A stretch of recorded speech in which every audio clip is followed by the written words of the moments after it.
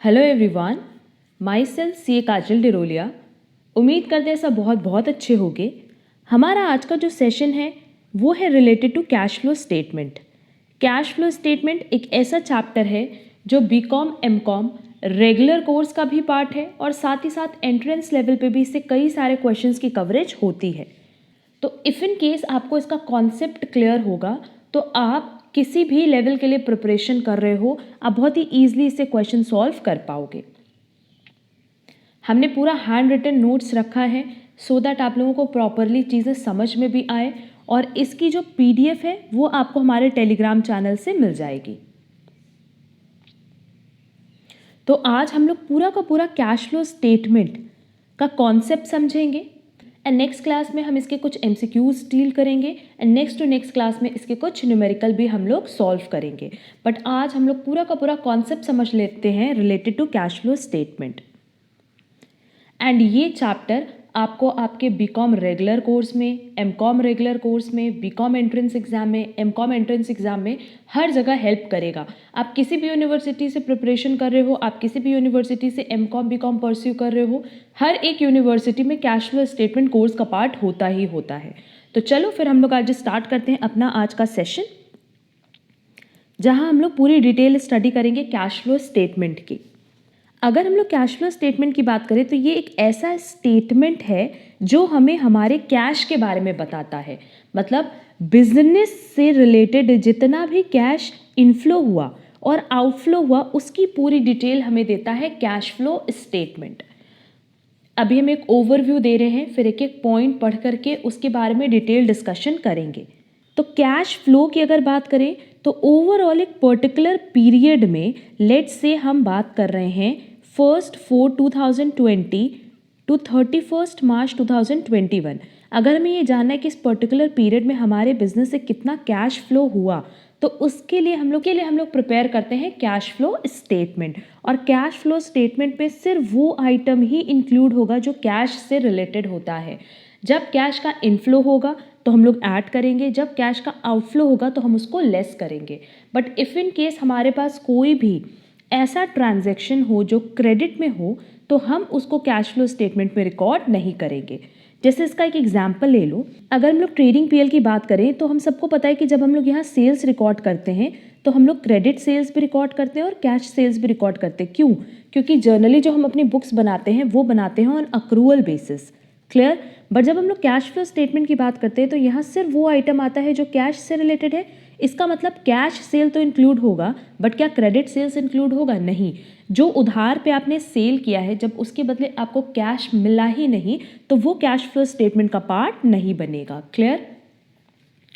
तो कहीं ना कहीं कैश फ्लो स्टेटमेंट हमें हमारे बिजनेस की फुल इंफॉर्मेशन नहीं प्रोवाइड करता है, सिर्फ पार्शियल इंफॉर्मेशन प्रोवाइड करता है रिलेटेड टू कैश।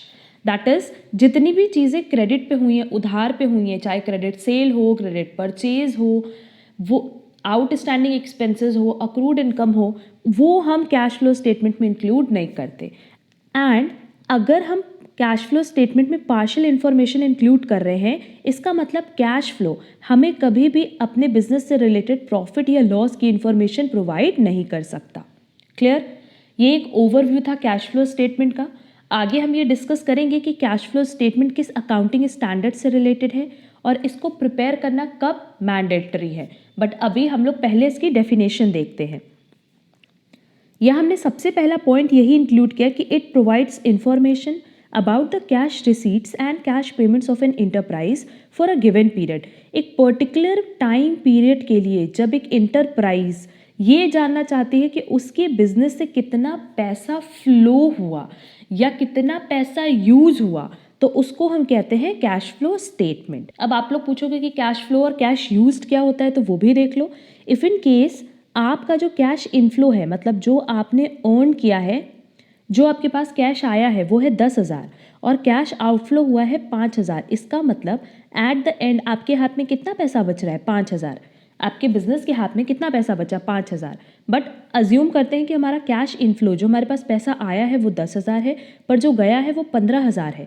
तो इसका मतलब हमारे एंटरप्राइज के पास अभी कैश नहीं है, नेगेटिव कैश में चल रहा है, तो इसको हम लोग कहते हैं यूज्ड। क्लियर? और अगर यही बैलेंस पॉजिटिव होता तो उसको हम लोग कहते हैं फ्लो। ठीक, तो होपफुली ये फर्स्ट पॉइंट क्लियर होगा कि ये हमें इंफॉर्मेशन प्रोवाइड करता है किससे related, cash receipt and cash payment of an enterprise for a given particular period. Next, a cash flow statement is a statement which provides a detailed explanation for the change in a firm's cash during a particular period by indicating the firm's sources and uses of cash during that period. अब अगर हम लोग cash flow statement prepare कर रहे हैं तो no doubt उसमें हम लोग हर एक सिंगल आइटम रिकॉर्ड करते हैं। जब हमारे पास कैश इनफ्लो होता है तो वो भी हम रिकॉर्ड करते हैं और कैश आउटफ्लो होता है तो वो भी रिकॉर्ड करते हैं, और एक एक सिंगल एंट्री या सिंगल ट्रांजैक्शन की बात करो तो वो सब रिकॉर्डेड होता है इन कैश फ्लो स्टेटमेंट। तो no doubt with the help of cash flow statement, if in case मान लो हमें ये जानना है कि जो हमारा ओपनिंग कैश था वो था 10,000 और जो हमारे पास क्लोजिंग कैश है वो है 40,000, तो हमें अगर ये जानना है कि ये 30,000 इंक्रीज कैसे हुआ ड्यूरिंग द ईयर, तो with the help of cash flow statement हम ये बहुत ईजिली रिकॉग्नाइज कर पाएंगे किस किस सोर्स से हमारे पास पैसा आया और किस किस जगह हमने अपने पैसे को यूज किया है। क्लियर? तो देखो सेकेंड पॉइंट में यही लिखा है कि a cash flow statement is a statement which provides a detailed explanation for the change in a firms cash during a particular period by indicating the firm's sources and uses of cash during that period.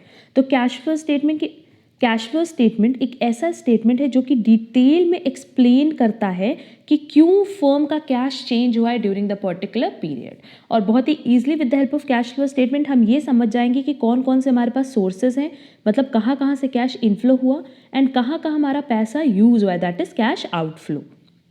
Clear? Next, cash flow statement presents flow of cash and cash equivalents for a specified period. तो अभी ये जो हमने ऊपर example दिया ना कि opening cash है 10,000 एंड क्लोजिंग कैश है 40,000, तो कैश फ्लो स्टेटमेंट यही बताता है कि ये 30,000 रुपीज़ ड्यूरिंग द ईयर जो कैश फ्लो हुआ है इसका सोर्स क्या है, जो कैश फ्लो हुआ है उसका सोर्स क्या है, या कहाँ पे एंटरप्राइज ने अपने पैसे को यूज़ किया है। तो कैश फ्लो स्टेटमेंट इस 10,000 को या इस 40,000 को नहीं बल्कि इस 30,000 को रिप्रेजेंट करता है। That is difference between opening cash balance and closing cash balance. तो देखो यहाँ पे यही चीज़ लिखी है कि cash flow statement presents flow of cash and cash equivalents for specified period, कि एक पर्टिकुलर पीरियड में हमारे पास कहाँ से पैसा आया है उसको रिप्रेजेंट करता है कैश फ्लो स्टेटमेंट। और ये रिप्रेजेंटेशन हम लोग 3 एक्टिविटीज़ के थ्रू करते हैं। First is operating activities, second is investing activities and third is financing activities. इन तीनों एक्टिविटीज़ के बारे में हम आगे एकदम डिटेल डिस्कशन करेंगे। नेक्स्ट, अब देखेंगे characteristics of cash flow statement. Cash flow statement की क्या क्या कैरेक्टरिस्टिक्स हैं वो हम लोग डिटेल में डिस्कस कर लेते हैं। सबसे पहला पॉइंट है कि it is used in financial planning. अब देखो फाइनेंशियल प्लानिंग, जैसा कि हम सबको पता है कि 3 तरह की फाइनेंशियल प्लानिंग होती है, short term, medium term and long term. But जब हम लोग बात करते हैं कैश फ्लो स्टेटमेंट से फाइनेंशियल प्लानिंग की, तो याद रखना कि ये फाइनेंशियल प्लानिंग होती है शॉर्ट टर्म लेवल की। ये फाइनेंशियल प्लानिंग हमेशा होती है शॉर्ट टर्म। अब देखो सिंपली अगर कैश फ्लो स्टेटमेंट की बात करें तो ये हमें एक पर्टिकुलर पीरियड के एंड पे ये बताता है कि हमारे पास कैश की क्या पोजीशन है, दैट इज हम सरप्लस ऑफ कैश में हैं या डेफिसिट ऑफ कैश में हैं।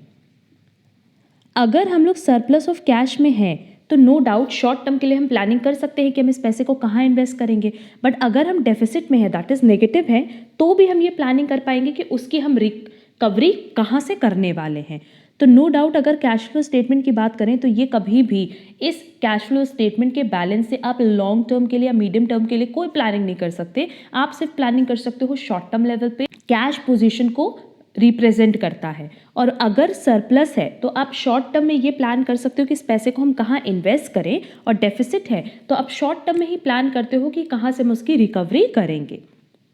नेक्स्ट है कि it is based on actual cash receipts and payments over a period of time. ये तो क्लियर है कि अगर हम बात कर रहे हैं कैश फ्लो स्टेटमेंट की तो no doubt cash flow statement एक पर्टिकुलर पीरियड के actual cash receipt and payment, मतलब जो पैसा एक्चुअल में आपको मिला और जो पैसा आपने एक्चुअल में पे किया उसको रिप्रेजेंट करता है। नेक्स्ट, ये बहुत इंपॉर्टेंट पॉइंट है कि it is based on historical data. इसका क्या मतलब है?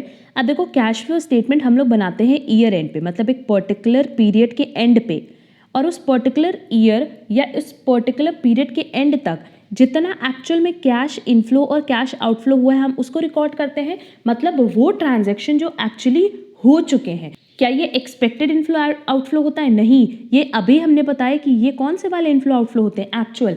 तो इसका मतलब आप का जितना भी कैश इनफ्लो आउटफ्लो हो चुका है एक पर्टिकुलर पीरियड ऑफ टाइम पे, उसी को तो हम रिकॉर्ड करते हैं कैश फ्लो स्टेटमेंट पे। तो नो डाउट अगर हम उस डेटा को रिकॉर्ड कर रहे हैं तो वो किस तरह का डेटा हो गया? Historical data. Clear? But if in case मान लो यहाँ पे हम कैश फ्लो स्टेटमेंट की बात ना करके कैश बजट की बात करें, तो अब कैश बजट क्या करता है ना, इसी हिस्टोरिकल डेटा के बेसिस पे अपने फ्यूचर के रिसीट्स एंड पेमेंट्स को प्रिडिक्ट करता है, एस्टिमेट करता है, दैट इज फ्यूचर एस्टिमेशन करता है, और उसके बेसिस पे कैश बजट बनता है। हम दोबारा से ये पॉइंट समझा रहे हैं कि सिंपली जैसे अगर मानो हमने इस साल किसी सोर्स से 10,000 रुपीज़ अर्न किया है एंड 5,000 हमने कहीं इन्वेस्ट किया, तो ओवरऑल हमारे पास कैश बैलेंस कितना है? 5,000। बट ये जो ट्रांजैक्शन है ये हमने ऑलरेडी कर दिया, तो इसको हम कहते हैं कैश फ्लो स्टेटमेंट। बट अगर हमें अगले साल का बजट बनाना हो, कैश बजट, तो हम कैसे बनाएंगे? इस साल के बेसिस पे कि अच्छा लास्ट ईयर हमने 10,000 रुपये अर्न किया था, तो इस साल कम से कम हम 12,000 अर्न करेंगे। पिछले साल हमने 5,000 इन्वेस्ट किया था, तो इस साल हम कम से कम 6,000 इन्वेस्ट करेंगे। क्लियर?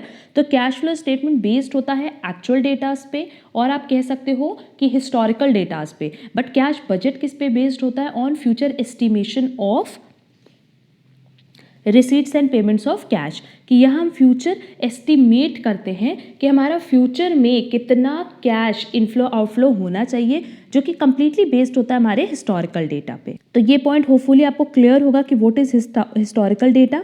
सिंपली हिस्टोरिकल डेटा मतलब जो एक्चुअल में हो चुका हो, हम चेंज नहीं कर सकते। अगर हम किसी इंटरप्राइज के कैश इनफ्लो और आउटफ्लो को रिकॉर्ड कर रहे हैं तो क्या हम उसको चेंज कर सकते हैं? नहीं, क्योंकि वो 1 अप्रैल 2020 से लेकर के 31 मार्च 2021 तक उन्होंने जितना भी कैश का लेन देन किया, दैट इज कैश इनफ्लो और कैश आउटफ्लो हुआ है, कैश रिसीट कैश पेमेंट हुआ है, हम उसकी बात करते हैं। तो हम बैक पीरियड में जाके उसको चेंज नहीं कर सकते, इसीलिए हम उसको क्या कहते हैं? Historical data.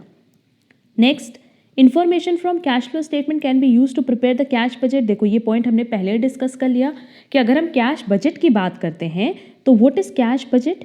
It is future estimation, जहां हम अपने पास्ट के एक्सपीरियंस पे फ्यूचर एस्टिमेट करते हैं। सिंपली यही होता है कि अगर पास्ट में अगर हमारे पास कैश इनफ्लो हुआ है 5,000 का, तो हम ये एक्सपेक्ट करते हैं कि कम से कम इससे ज़्यादा हम कैश फ्लो रखेंगे। और जनरली यही होता है ना कि अगर लास्ट मंथ मान लो हमारा जो खर्चा है वो 6,000 का है, तो हम ये मान करके चलते हैं कि अगले साल के लिए जो हमारा खर्चा होगा वो कम से कम 7,000 का तो होगा। हम उसी के अकॉर्डिंग अपना बजट बना करके चलते हैं। Clear?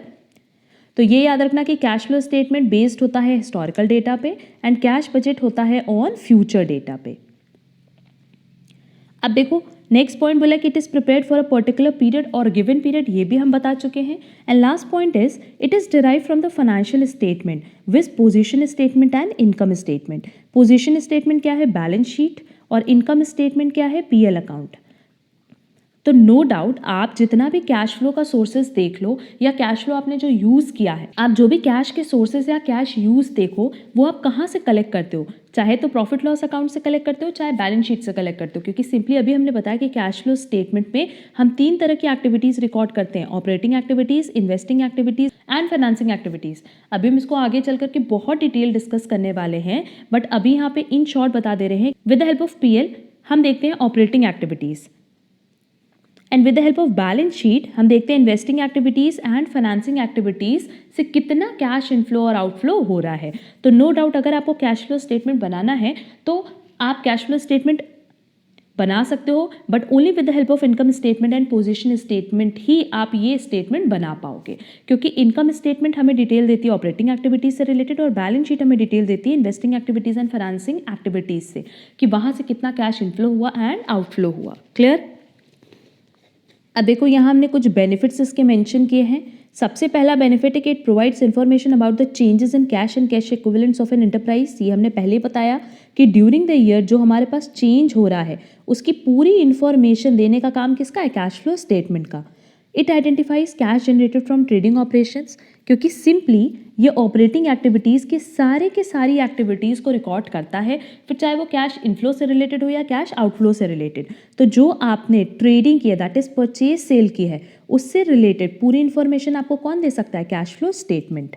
Next, the operating cash surplus which can be applied for investment in fixed assets. देखो ऊपर भी हमने बताया था इसीलिए कि अगर हमारे पास शॉर्ट टर्म में हम प्लानिंग कर सकते हैं कि अगर हमारे पास कैश सरप्लस है तो हम उसको कहीं इन्वेस्ट कर दें, और अगर कैश डेफिसिट होता तो हम उसको कैसे रिकवर करते, ये हमें इन्फॉर्मेशन प्रोवाइड करता है कैश फ्लो स्टेटमेंट।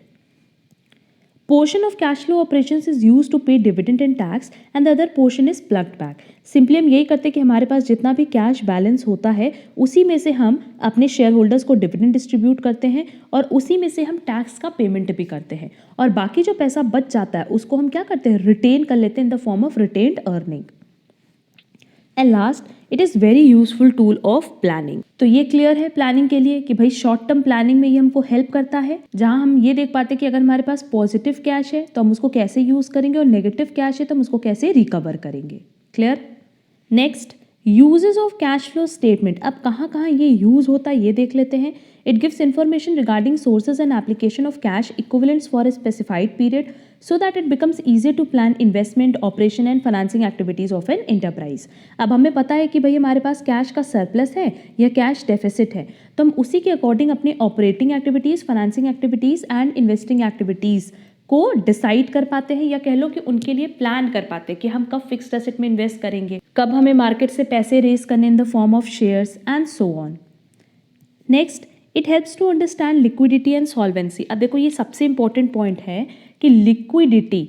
अब लिक्विडिटी का मतलब क्या होता है कि जो भी आपके करंट ऑब्लिगेशंस हैं, क्या है? करंट ऑब्लिगेशंस, क्या आप उनको मीट कर पाओगे या नहीं, इसी को हम कहते हैं लिक्विडिटी। लिक्विडिटी मतलब सिंपली क्या? लिक्विडिटी मतलब होता है कि जब ऑर्गेनाइजेशन एक पर्टिकुलर ड्यू टाइम पे अपने करंट ऑब्लिगेशन को मीट कर पाए। तो with the help of cash flow statement हमें ये भी पता चल पाता है कि हम लोग लिक्विड हैं या नहीं, हमारा बिजनेस लिक्विड है या नहीं। लिक्विड मतलब सिंपली कि जितने भी उनको करंट ऑब्लिगेशन, देखो हमने यहाँ पे लॉन्ग टर्म ऑब्लिगेशन नहीं लिखा, हमने करंट ऑब्लिगेशन लिखा है। करंट ऑब्लिगेशन मतलब जैसे क्रेडिटर्स को पेमेंट करना हो गया, बैंक के लोन को पेमेंट करना हो गया, तो ये जो सारे के सारे पेमेंट है ये क्या है बेटा? करंट ऑब्लिगेशन है। और अगर हम इस करंट ऑब्लिगेशन को मीट करने लायक है, दैट इज अगर हमारे पास कैश का सरप्लस है, तब तो हमारी एंटरप्राइज लिक्विड है, अदरवाइज वो लिक्विड नहीं कहलाएगी। क्लियर।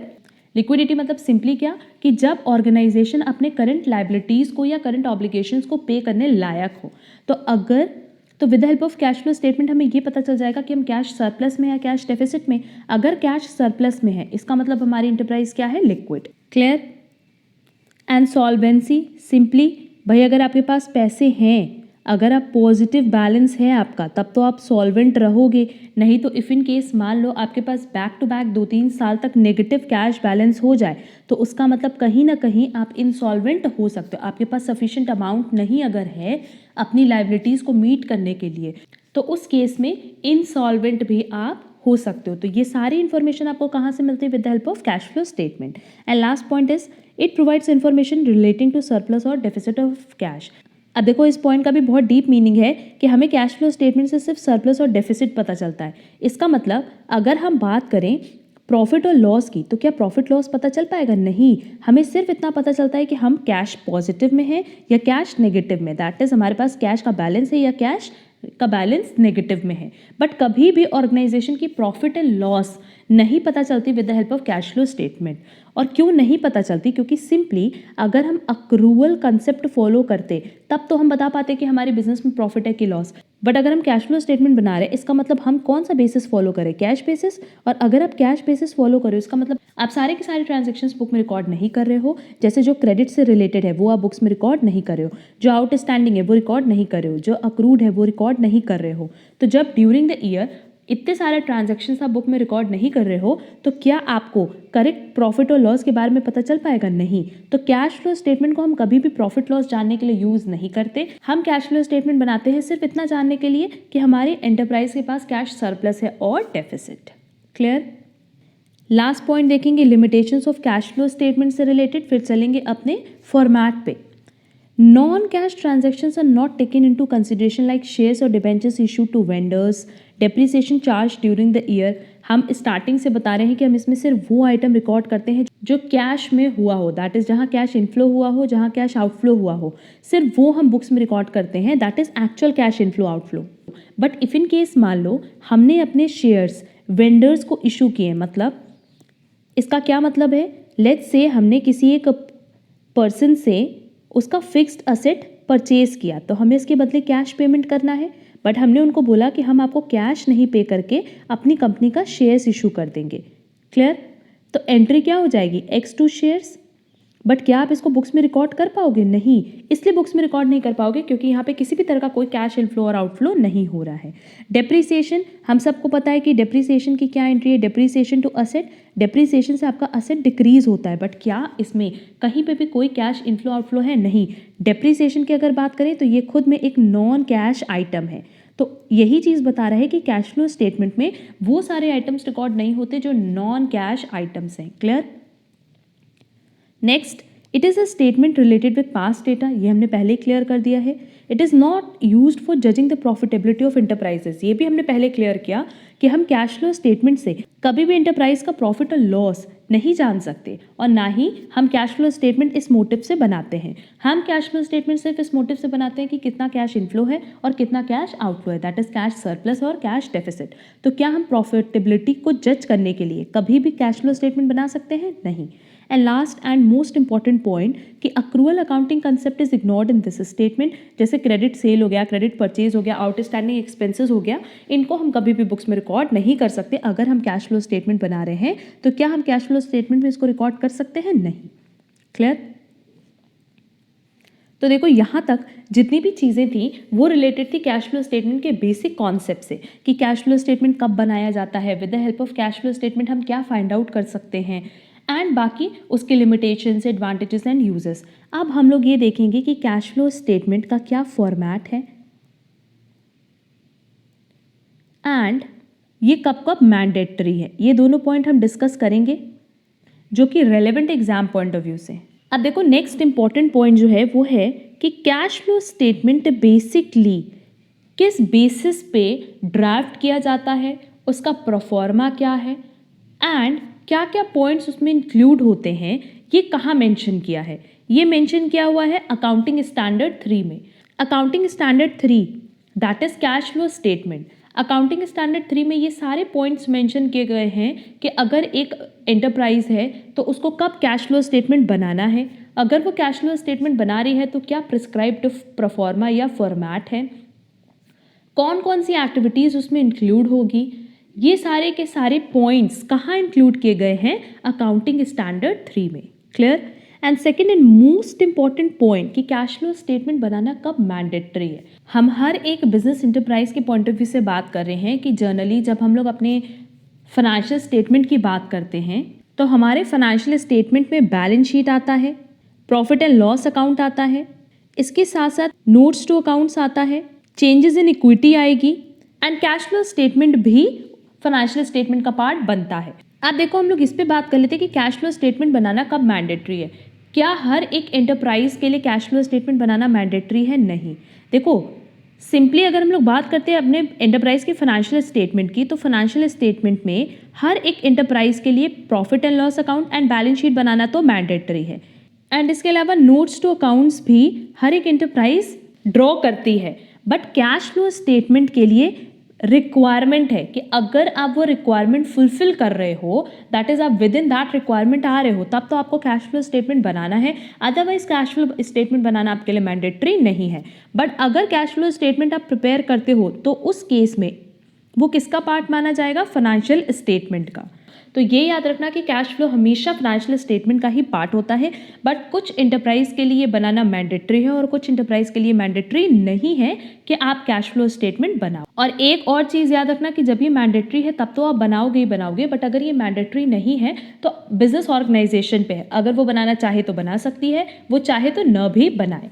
सबसे पहली वो इंटरप्राइजेस जिनकी इक्विटी, डेट और अदर सिक्योरिटीज लिस्टेड है on recognised stock exchange in India. मतलब अगर आपके एंटरप्राइज का और डेट सिक्योरिटीज अगर वो लिस्टेड है इन रिकॉग्नाइज्ड स्टॉक एक्सचेंज, या सिंपली हम कह सकते हैं कि अगर आपकी लिस्टेड कंपनी है तो उस केस में आपको कैश फ्लो स्टेटमेंट बनाना मैंडेटरी है। क्लियर? तो सबसे पहली लिस्ट तो हो गई किसकी? लिस्टेड इंटरप्राइज की। और दूसरा है कि बाकी जितनी भी इंटरप्राइजेस हैं, फिर भले वो कमर्शियल हों, इंडस्ट्रियल हों या बिजनेस हों, उनको कैश फ्लो स्टेटमेंट बनाना तब मैंडेटरी है जब उनका टर्न ओवर 50 करोड़ से, दैट इज ₹50 करोड़ से ज़्यादा हो। देखो हमने यहाँ पे लिखा भी कि एक्सीडिंग, मतलब एग्जैक्ट 50 करोड़ नहीं, हमने बोला 50 करोड़ से ज़्यादा, दैट इज एक्सीडिंग 50 करोड़। तो इफ़ इन केस आप ये क्राइटेरिया फुलफिल कर रहे हो तो आपको उस केस में कैश फ्लो स्टेटमेंट बनाना मैंडेटरी है। क्लियर? एक और पॉइंट जो बहुत रेलेवेंट है कि अगर लिस्टेड एंटरप्राइज है तो आप कैश फ्लो स्टेटमेंट बनाओगे इनडायरेक्ट मेथड फॉलो करके। अभी हम लोग आगे डिस्कस करेंगे कि कैश फ्लो स्टेटमेंट बनाने के दो मेथड होते हैं, direct method and indirect method. No doubt थोड़ा बहुत सबको आइडिया होगा, इसलिए हम यहाँ पे डिस्कस कर ले रहे हैं कि लिस्टेड कंपनीज हमेशा अपने कैश फ्लो स्टेटमेंट को बनाती है इनडायरेक्ट फॉर्मेट में और इनडायरेक्ट मेथड में, और बाकी जितने भी इंटरप्राइजेस हैं उनके लिए कोई भी मेथड फिक्स नहीं है, वो डायरेक्ट मेथड फॉलो कर सकती हैं और इनडायरेक्ट मेथड भी। क्लियर? तो सिंपली हमने ये चीज़ बताई है, ये अच्छे से लर्न कर लेना कि कैश फ्लो स्टेटमेंट पूरी तरीके से डिफाइन किया गया है इन अकाउंटिंग स्टैंडर्ड 3, और ये फाइनेंशियल स्टेटमेंट का ही पार्ट होता है। जनरली फाइनेंशियल स्टेटमेंट में पीएल बनता है, बैलेंस शीट बनती है, नोट्स टू अकाउंट्स बनता है। कुछ कुछ इंटरप्राइज में कई बार क्या होता है कि उनको अपने जो भी इक्विटी में चेंज हुआ है उसका भी स्टेटमेंट शो करना होता है, तो अगर एप्लीकेबल है तो वो आप स्टेटमेंट शो करो। एंड कुछ इंटरप्राइजेस के लिए कैश फ्लो स्टेटमेंट बनाना भी मैंडेटरी है। क्लियर? अब हम ये देख लेते हैं कि कैश फ्लो स्टेटमेंट बनाना मैंडेटरी किसके लिए है। हर एक इंटरप्राइज के लिए मैंडेटरी नहीं है। अगर आप क्राइटेरिया फुलफिल कर रहे हो तब तो आप कैश फ्लो स्टेटमेंट ड्रॉ करो, आपके फाइनेंशियल स्टेटमेंट का वो पार्ट बनेगा एंड वो आपको सबमिट करना ज़रूरी है विद फाइनेंशियल स्टेटमेंट। और हम कह सकते हैं कि उसको ड्रॉ करना, ड्राफ्ट करना मैंडेटरी हो जाएगा, क्योंकि वो भी आपका पीएल एंड बैलेंस शीट के साथ साथ फाइनेंशियल स्टेटमेंट का पार्ट बन जाएगा, और हर जगह जहां आपका ये डेटा जाएगा वहां कैश फ्लो स्टेटमेंट भी जाएगा। तो देख लेते हैं कि मैंडेटरी लिस्ट क्या थी। अगर हम मैंडेटरी लिस्ट की बात करें तो सिंपली दो ही लिस्ट है। पहला, अगर आपकी लिस्टेड कंपनी है, लिस्टेड कंपनी कौन सी कंपनी हुई? जिनके इक्विटी और जिनके debt recognised stock exchange in India पे लिस्टेड है। जिन इंटरप्राइजेस की इक्विटी एंड डेट लिस्टेड होने वाली है रिकॉग्नाइज्ड स्टॉक एक्सचेंज पे, उनके लिए भी मैंडेटरी हो जाता है कैश फ्लो स्टेटमेंट बनाना। और दूसरा, बाकी हर एक इंटरप्राइज के लिए, फिर चाहे वो कमर्शियल हो, इंडस्ट्रियल हो या बिजनेस हो, इफ इन केस उनका टर्न ओवर एक्सीड करे 50 करोड़ से, तो उस केस में उनके लिए कैश फ्लो स्टेटमेंट बनाना मैंडेटरी है। अदरवाइज वो अगर कैश फ्लो स्टेटमेंट नहीं भी बनाती हैं तो भी कोई प्रॉब्लम नहीं है। क्लियर? इसके अलावा हमने बताया कि अगर आपकी इंटरप्राइज लिस्टेड कंपनीज है तो सिंपली ये कैश फ्लो स्टेटमेंट बनाएंगे इनडायरेक्ट मेथड फॉलो करके, एंड बाकी इंटरप्राइजेस के लिए डायरेक्ट मेथड भी एप्लीकेबल है और इनडायरेक्ट मेथड भी। तो ये एक बहुत इंपॉर्टेंट पॉइंट था, इसलिए हमने यहाँ पर डिटेल डिस्कस कर लिया। और लास्ट एक पॉइंट याद रखना, या एक जो हमारा फिक्स प्रोफॉर्मा है कैश फ्लो स्टेटमेंट का, ये कहाँ मेंशन किया गया है? अकाउंटिंग स्टैंडर्ड 3 में। दैट इज ये जो प्रिस्क्राइब्ड प्रोफॉर्मा है ये कहाँ गिवन है? अकाउंटिंग स्टैंडर्ड 3 में। और ये चीज़ वहाँ पे मेंशन की गई है कि अगर हम कैश फ्लो स्टेटमेंट बना रहे हैं तो ये कंपलसरी है। हमने क्या बोला? ये ऑप्शनल नहीं, कंपलसरी है कि हमें वही प्रिस्क्राइब्ड प्रोफॉर्मा फॉलो करके अपना कैश फ्लो स्टेटमेंट प्रिपेयर करना होगा जो अकाउंटिंग स्टैंडर्ड 3 में मेंशन किया गया है। क्लियर? इसीलिए आप चाहे क्लास 12th लेवल पे देखो, बीकॉम लेवल पे देखो या एमकॉम लेवल पे देखो, इनफैक्ट सीए, सीएमए, सीएस, आप किसी भी लेवल पे देखोगे ना, आपका कैश फ्लो स्टेटमेंट का जो फॉर्मेट है direct method and indirect method वो फिक्स है। क्यों फिक्स है? क्योंकि हर जगह तो अकाउंटिंग स्टैंडर्ड 3 ही फॉलो होना है, और अकाउंटिंग स्टैंडर्ड 3 में एक फिक्स फॉर्मेट दिया हुआ है। उसी फिक्स फॉर्मेट को फॉलो करके हर एक एंटरप्राइज को अपना कैश फ्लो स्टेटमेंट बनाना है। कोई भी अपना अलग कोई प्रोफॉर्मा नहीं बना सकती। क्लियर? तो ये पॉइंट भी हम यहाँ मेंशन कर दे रहे हैं, आप लोग इसका स्क्रीनशॉट ले लेना। तो देखो यहाँ पे हमने वही पॉइंट मेंशन भी कर दिया कि cash flow statement compulsorily to be prepared in prescribe format as given in accounting standard 3।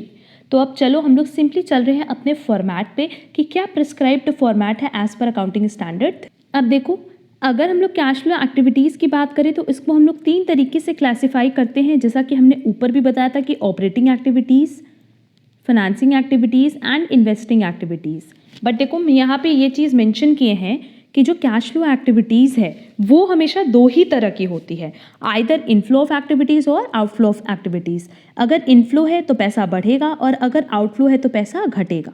Clear? But ये जो एक्टिविटीज़ हैं ये कितने तरह की हैं? 3 तरह की। First is operating activity, second is investing activity and third is financing activity. अब हम लोग इस पे डिटेल डिस्कशन करेंगे कि what is operating activity, what is investing activity and what is financing activity. अब देखो यहाँ पे हम इसको एकदम सिंपल लैंग्वेज में तुम लोग को समझा रहे हैं, इसलिए ये पॉइंट हम क्लियर कर रहे हैं ना, क्योंकि बहुत बार हम स्टूडेंट्स को देखें कि कैश फ्लो स्टेटमेंट आपको प्रॉपरली समझ नहीं आता और आप उसका क्वेश्चन भी प्रॉपरली नहीं अटेम्प्ट कर पाते। तो हम ना इसको यहाँ पे ये डिस्कस करना चाहते हैं, थोड़ा सा अलग तरीका है बट इसको एक बार समझ लो, इसके बाद तुम लोग को कभी भी इस चीज़ में प्रॉब्लम नहीं होगी कि ऑपरेटिंग एक्टिविटी कौन सी है, इन्वेस्टिंग एक्टिविटी कौन सी है और फाइनेंसिंग एक्टिविटी कौन सी है। क्लियर? देखो किसी भी ऑर्गेनाइजेशन की बात करो या किसी भी इंटरप्राइज की बात करो तो उनका एक फिक्स्ड बिजनेस होता है।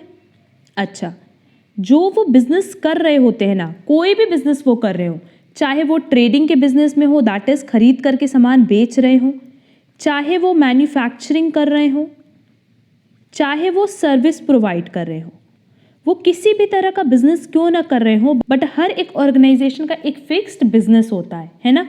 जैसे कोई फर्नीचर खरीद करके बेच रहा होता है तो कोई फर्नीचर बना करके बेच रहा होता है, बट ये ही उनका एक पर्टिकुलर बिजनेस है, या हम कह सकते हैं कि ये उनका कोर बिजनेस है।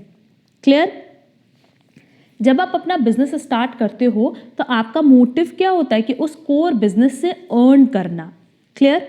जैसे इफ इन केस मान लो हम फर्नीचर खरीद करके सेल कर रहे हैं, बहुत बेसिक पॉइंट हम यहाँ पे समझा रहे हैं, तो फर्नीचर हमारे लिए क्या हो गया? गुड्स।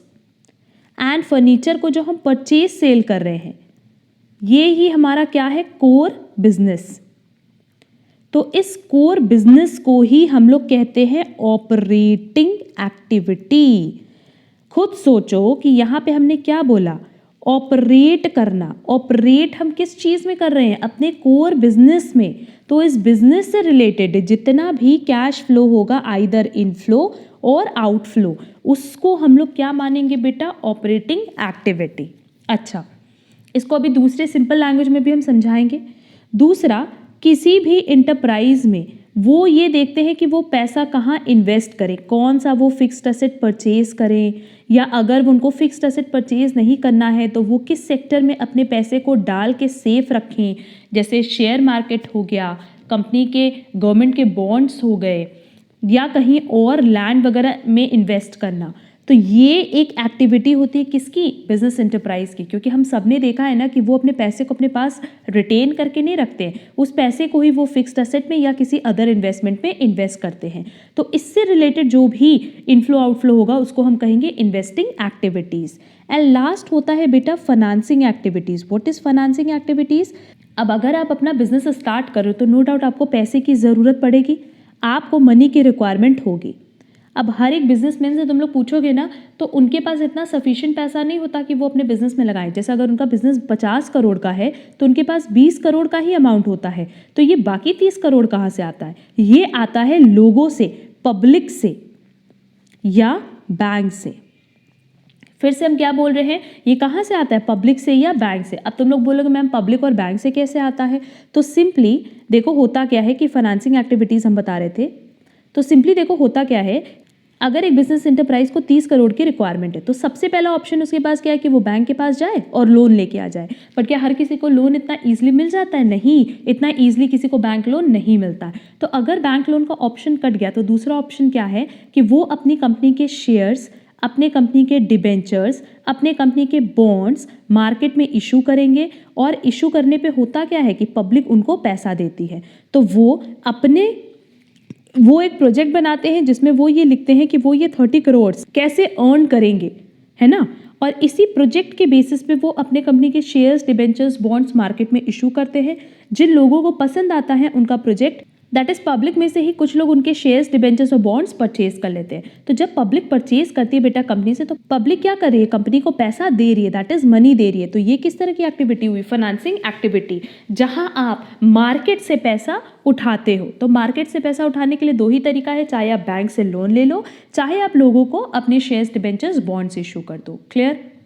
होपफुली ये पॉइंट समझ में आया होगा। और इजी तरीके से इसको समझते हैं। हर किसी ने पीएल अकाउंट देखा है। अगर कंपनी का बनाओगे तो वर्टिकल फॉर्म में बनेगा, एंड इफ इन केस मान लो अदर एंटरप्राइजेस के लिए होता तो ये हमारा ट्रेडिंग पीएल बनता।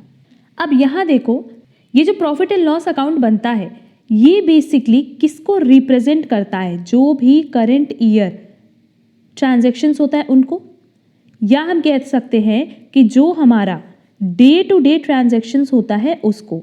क्यों? क्योंकि यहाँ पे हम सिर्फ वो आइटम ही रिकॉर्ड करते हैं जो रेवेन्यू आइटम्स होते हैं, that is day to day item और रिकरिंग आइटम, जो साल में बहुत बार इनकर किए जाते हैं। क्लियर?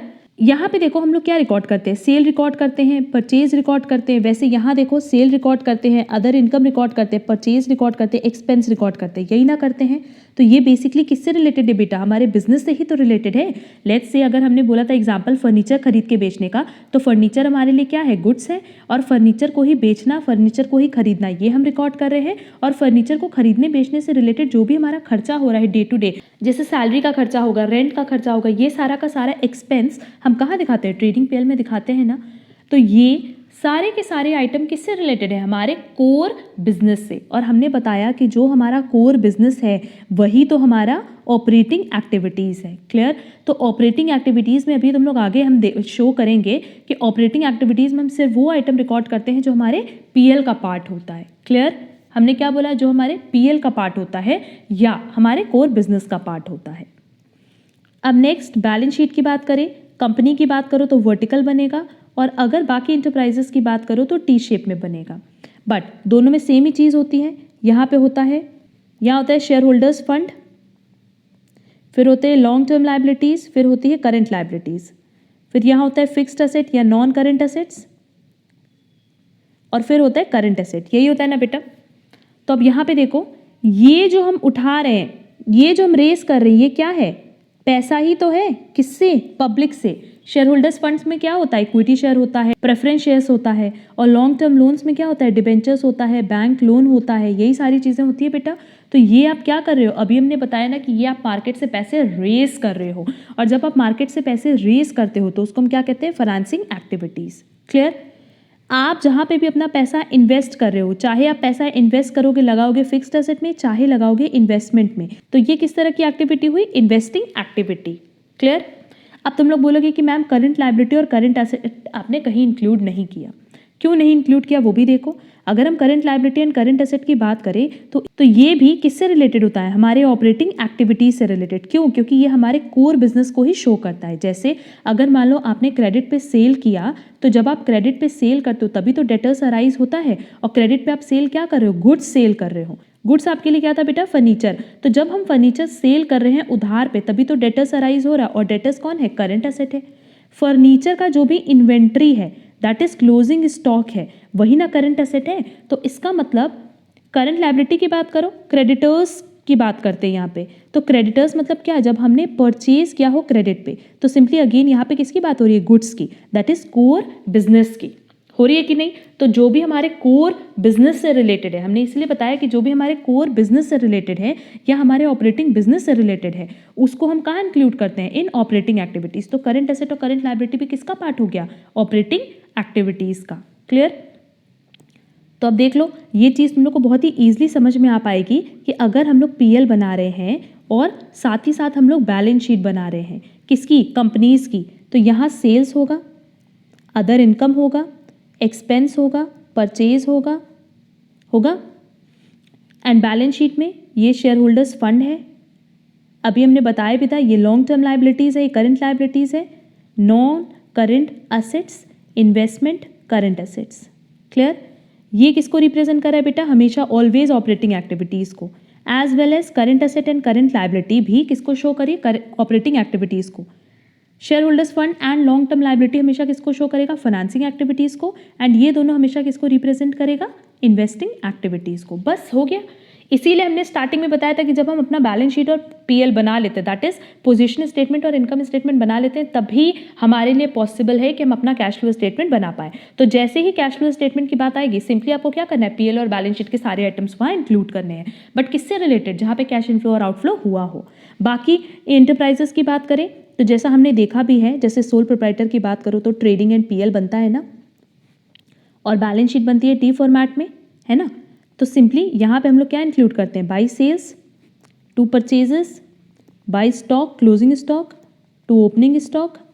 यहाँ पे हम लोग दिखाते हैं टू इनडायरेक्ट एक्सपेंस, यहाँ दिखाते हैं डायरेक्ट एक्सपेंस, यहाँ दिखाते हैं indirect income. Clear. Balance sheet में देख लेते हैं, शेयर कैपिटल है, नॉन करंट लायबिलिटीज़ है, करंट लायबिलिटीज़ है, यहाँ पे फिक्स्ड एसेट है, इन्वेस्टमेंट है, एंड क्या है, करंट एसेट। तो नो डाउट यहाँ पे भी ये क्योंकि कोर बिजनेस से रिलेटेड है तो ये हो गया ऑपरेटिंग एक्टिविटीज़, ये हो गया ऑपरेटिंग एक्टिविटीज़। यहाँ जहाँ पैसा आ रहा है वो हो गया फाइनेंसिंग एक्टिविटी, और जहाँ हम अपना पैसा इन्वेस्ट कर रहे हैं वो हो गया इन्वेस्टिंग एक्टिविटीज़। तो होपफुली तुम लोग को ये पॉइंट अब जा करके क्लियर हो गया होगा। हम बहुत बार स्टूडेंट्स को देखें कि वो लर्न करते हैं कि ऑपरेटिंग एक्टिविटी ये है, फाइनेंसिंग एक्टिविटी ये है और इन्वेस्टिंग एक्टिविटी ये है। नहीं, आप उसके पीछे का कॉन्सेप्ट समझो ना। अगर आपको कॉन्सेप्ट क्लियर होगा ना तो आपको कभी भी ये चीज़ मगअप नहीं करनी पड़ेगी, और मगअप करने से आप कभी भी इसके क्वेश्चंस प्रॉपर तरीके से सॉल्व नहीं कर पाओगे। तो इसलिए हमारा हमेशा सजेशन होता है कि आप अपने कॉन्सेप्ट पे फोकस करो। अगर ये कॉन्सेप्ट क्लियर हो गया तो उसके बाद आपको कभी भी प्रॉब्लम नहीं होगी कैश फ्लो स्टेटमेंट के क्वेश्चन सॉल्व करने पे। तो चलो अब हम लोग चलते हैं वापस से अपने कॉन्सेप्ट पे। अब हम लोग देखो यहाँ पे वापस आ गए अपने पूरे फॉर्मेट पे। एक पॉइंट पहले हम यहाँ पे डिस्कस कर लेना चाहते हैं, जो हमारा लास्ट पॉइंट था कि as per accounting standard 3 cash and cash equivalent का मतलब क्या होता है। यहाँ तुम लोग देखो दो चीज़ है, पहला है कैश और दूसरा है कैश इक्विवेलेंट। कैश में क्या चीज़ आएगी, जितना पैसा हमारे हाथ में है, और दूसरा जितना डिमांड डिपॉजिट्स हमने बैंक के साथ रखा है, डिमांड डिपॉजिट जो हमें डिमांड पे रिटर्न मिल जाए। तो cash in hand and demand deposit मिला करके क्या होगा बेटा, कैश। और कैश इक्विवेलेंट का मतलब क्या होता है, यहाँ हम लिख भी दे रहे हैं कि व्हाट इज कैश इक्विवेलेंट।